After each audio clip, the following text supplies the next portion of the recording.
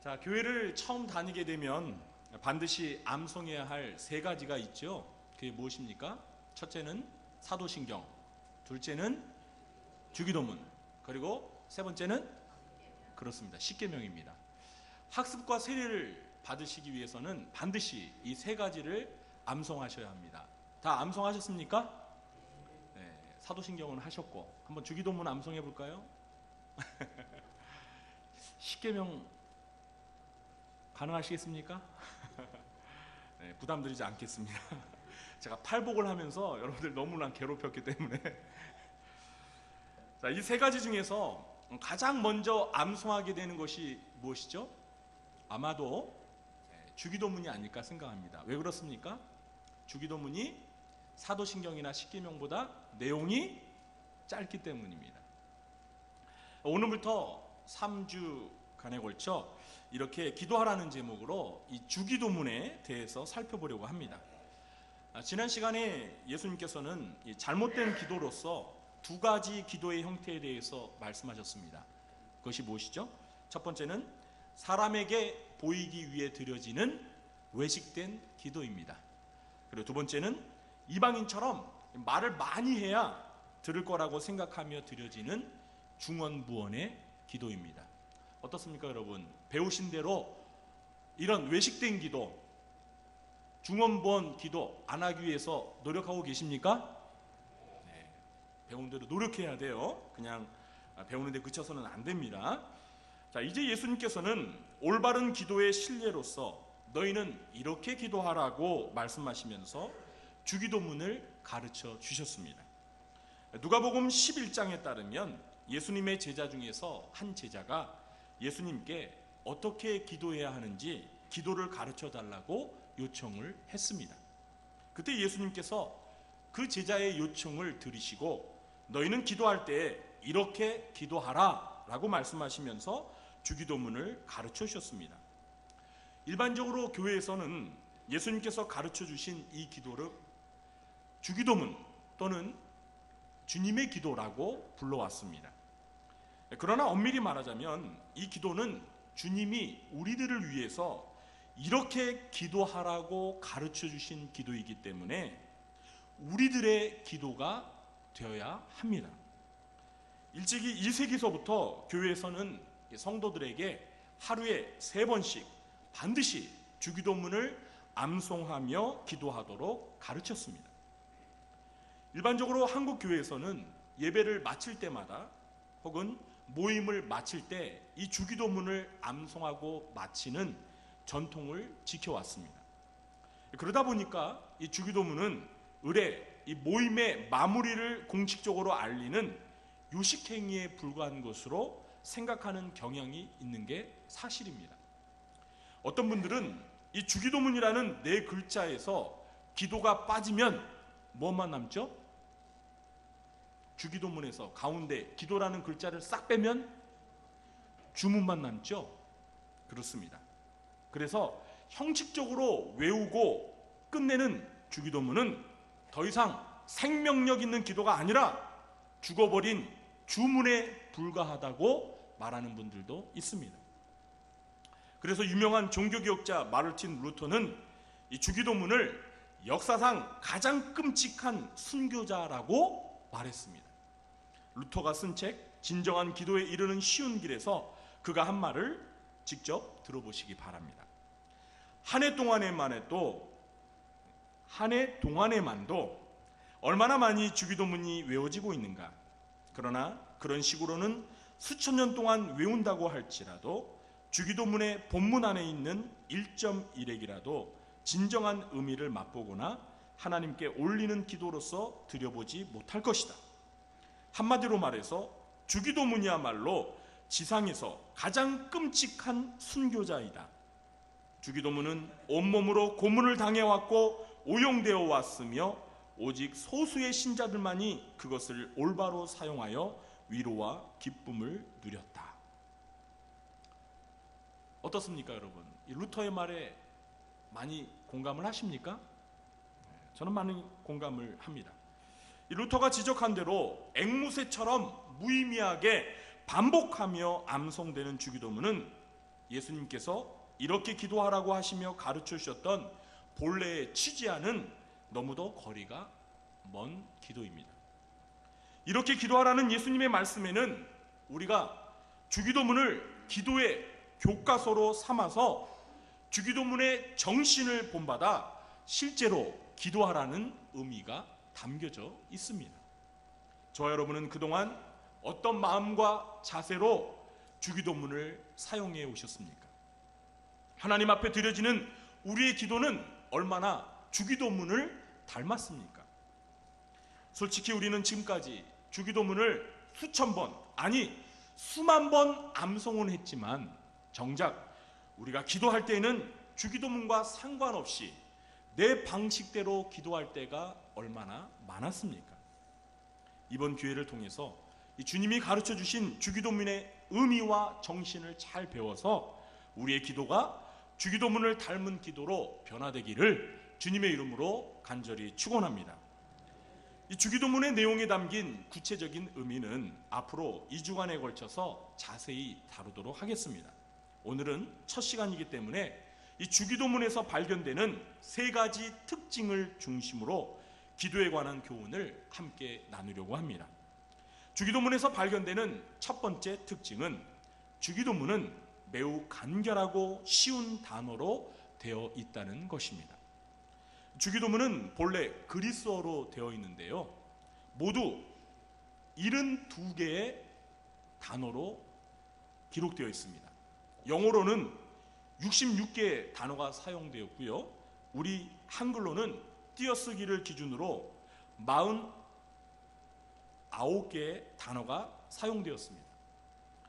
주님이 이렇게 기도하라고 가르쳐 주신 주기도문은 기도하는데 소요되는 시간이 불과 30초도 걸리지 않습니다. 그만큼 매우 짧은 기도입니다. 예수님은 우리가 본받지 말아야 할 기도로 이방인들처럼 말을 많이 하여야 들어줄 것이라는 중언부언의 기도에 관해서 말씀하셨습니다. 그러면서 우리가 본받고 따라하도록 가르쳐 주신 기도가 이렇게까지 짧고 쉬운 내용으로 되어 있다는 것은 이방인들의 그 긴 기도와 매우 대조적입니다. 여러분, 예수님 당시에 유대인들은 누구나 하루에 3번씩 기도하는 습관이 있다고 말씀을 드렸는데요, 그때마다 유대인들이 모두가 암송하는 기도문이 있습니다. 그 기도를 가리켜서 18번 축복 기도라고 합니다. 욕하면서 하는 기도가 아니라요, 왜 이 기도 제목이 18번 축복 기도냐면 18개의 축복 기도문으로 되어 있기 때문입니다. 이 18번 축복 기도로 기도하면 대략 5분 정도의 시간이 소요됩니다. 그런데 이 주기도문은요, 그 길이가 이 18번 기도의 첫 번째 축복 기도문보다 더 짧습니다. 그러니까 우리 예수님이 이 주기도문을 가르쳐 주셨을 때 제자들이 보인 첫 번째 반응은 어떠했을까요? 성경에는 기록이 되어 있지 않지만 제가 추측하건대, 주님, 왜 이렇게 기도가 짧습니까? 이렇게 짧게 기도해도 됩니까? 라고 반응을 보이지 않았을까요? 당시 제자들이 18번 축복 기도로 날마다 하루에 3번씩 기도를 했잖아요. 그 기도에 비하면 예수님이 가르치신 주기도는 너무나 짧은 거예요. 여러분 생각해 보십시오. 여러분 중에서 누군가가 주기도문처럼 30초도 안 되게 짧게 대표 기도를 한다면 사람들의 반응이 어떨 것 같습니까? 저 사람 오늘 기도 준비를 안 해왔나? 그렇게 생각하지 않겠습니까? 우리는 알게 모르게 이 기도의 길이에 관하여 고정관념을 가지고 있습니다. 짧게 기도하면 뭔가 기도한 것 같지 않고요, 성의 없게 기도한 것 같고, 또 기도를 잘 못하는 것으로 생각합니다. 그러나 이것은 어디까지나 고정관념입니다. 고정관념은 절대적인 원칙이 아닙니다. 그러나 우리가 주기도문에서 배워야 할 이 기도에 관한 첫 번째 교훈은요, 기도는 짧아도 전혀 문제가 안 된다는 사실입니다. 여러분, 기도를 길게 하려고 하는 부담에서 제발 벗어나시기 바랍니다.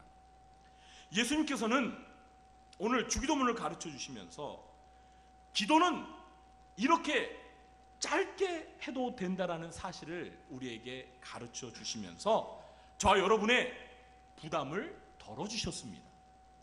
사랑하는 성도 여러분, 주기도문에서 짧고 쉬운 말로 기도하는 법을 배우십시오. 일부러 길게 기도하려고 노력하지 마십시오. 가능하면 어린이들도 알아들을 수 있게 쉬운 말로 기도하도록 노력하십시오. 전에 제가 다니던 그 신학대학교에서 그 설립자 되시는 목사님이 소천하셨습니다. 그래서 이 교정에서 학교장으로 장례 예배를 드렸는데요. 제가 때마침 그때 그 운구를 맡아가지고 그 맨 앞쪽에 앉아서 장례 예배를 드리게 되었습니다. 그런데 어떤 연세 많으신 머리가 희끗하신 교수님이 대표 기도를 맡으셔서 이렇게 가운데 나와서 기도를 시작하셨습니다. 그런데 있잖아요, 기도가 마치는 데까지 기도하는 데만 걸린 시간이 얼마인지 아십니까? 20분입니다. 20분 동안 기도하는 거예요. 제가 그 기도를 듣다가 죽는 줄 알았습니다. 저도 장사 짓는 줄 알았습니다. 끝이 안 보이는 거예요. 끝이. 그 고인께서 탄생하셨을 때부터 돌아가실 때까지 그분의 생애를 훑는데요, 저는 무슨 위인전기 읽는 줄 알았어요.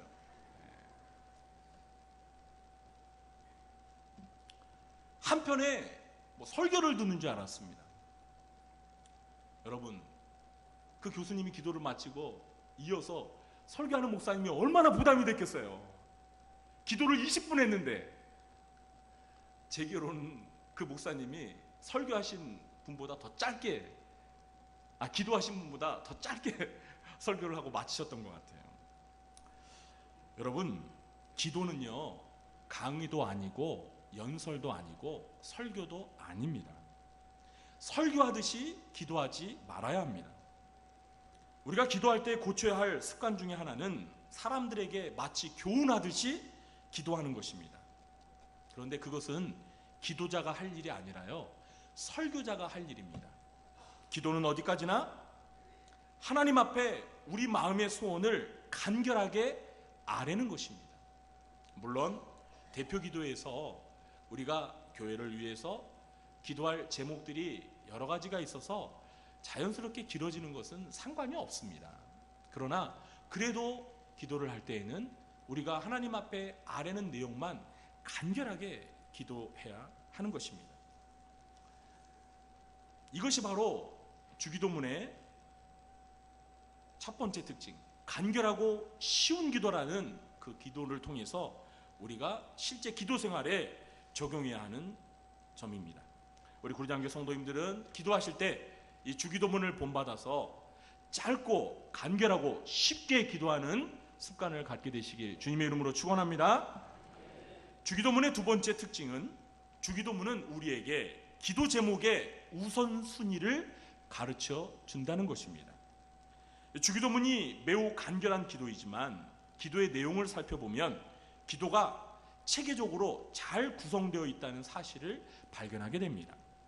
주기도문은 구성상 크게 5가지 부분으로 되어 있는데요. 첫 번째 부분은 기도의 대상을 부르는 내용입니다. 하늘에 계신 우리 아버지요. 그리고 두 번째 부분은 하나님 아버지를 위한 3가지 기도문으로 되어 있는데요. 하나님 아버지를 위한 3가지 기도. 첫 번째 무엇이죠? 이름이 거룩히 여김을 받으시오며.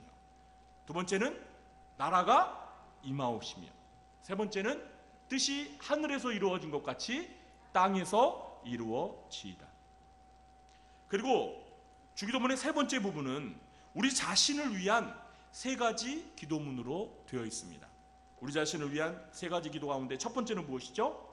오늘 우리에게 일용할 양식을 주옵시고, 두 번째는 우리가 우리에게 죄 지은 자를 사하여 준 것 같이 우리 죄를 사하여 주옵시고, 그리고 세 번째는 우리를 시험에 들게 하지 마옵시고 다만 악에서 구하옵소서입니다. 그리고 네 번째, 주기도문의 네 번째 부분은 하나님께 영광을 올려드리는 성령으로 되어 있는데요, 대개 나라와 권세와 영광이 아버지께 영원히 있사옵나이다 입니다. 그리고 마지막 주기도문의 다섯 번째 부분은 무엇이죠? 아멘입니다. 아멘으로 주기도문은 끝을 맺습니다. 이렇게 주기도문은 내용상 크게 하나님 아버지를 위한 세 가지 기도와 우리 자신을 위한 세 가지 기도가 각각 세 가지씩 균형을 이루고 있습니다. 그런데 이 기도의 순서상 누구를 위한 기도가 먼저 앞에 위치합니까? 그렇습니다. 하나님 아버지를 위한 기도가 우리 자신을 위한 기도보다 앞부분에 위치한다는 사실입니다. 그렇습니다. 주기도문에서 배우는 두 번째 기도에 관한 교훈은 기도에는 순서가 있고 기도의 내용에도 우선순위가 있다는 것입니다. 우리가 주일학교 어린이들에게 기도를 가르칠 때 어떻게 가르치죠? 손가락 5개를 보여주면서 5가지 기도의 순서를 설명하지 않습니까? 엄지는 하나님 아버지, 그리고 검지는 감사합니다, 중지는 회개합니다, 그리고 약지는 소원합니다, 우리의 소원을 아뢰고, 그리고 마지막 새끼손가락은 뭐예요? 예수님의 이름으로 기도합니다. 아멘. 여러분, 이것도 기도를 배우는 좋은 방법입니다. 이런 순서를 염두에 두면은요, 초신자나 어린이들도 기도를 짜임새 있게 잘할 수 있습니다. 마찬가지로 주기도문도 이 기도의 순서가 있는데요, 특히 주기도문에서 이 순서상 두드러지게 나타나는 특징은 하나님을 위한 기도 내용이 우리 자신을 위한 기도 내용보다 먼저 앞에 온다는 것입니다. 이 순서가 매우 중요합니다.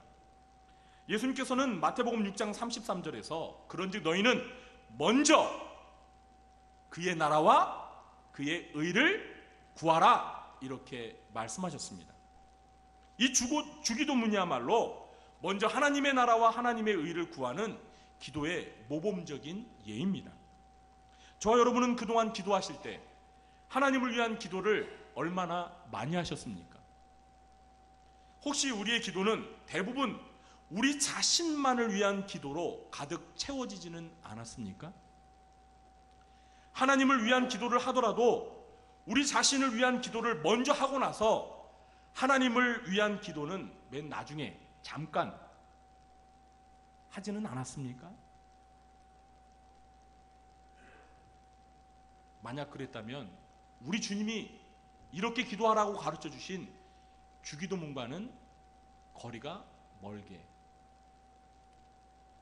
기도했던 것입니다. 이 기도의 순서에서 사람들이 갖고 있는 고정관념이 하나 더 있는데요, 그것은 회개의 기도는 기도할 때 가장 먼저 해야 한다는 생각입니다. 왠지 회개부터 하지 않으면 그 다음에 드리는 기도를 하나님이 안 들어주실 것 같은 염려 때문에, 불안감 때문에 이렇게 회개 기도를 앞에 하는 것 같습니다. 그러나 예수님이 가르쳐 주신 주기도문의 순서에 따르면 이 죄사함의 기도는 맨 앞부분에 있지 않습니다. 오히려 뒷부분에 위치해 있습니다. 이것만 보더라도 우리의 기도 습관이 주님이 가르쳐 주신 주기도문과는 다소 동떨어져 있다는 사실을 발견하게 되는 것입니다.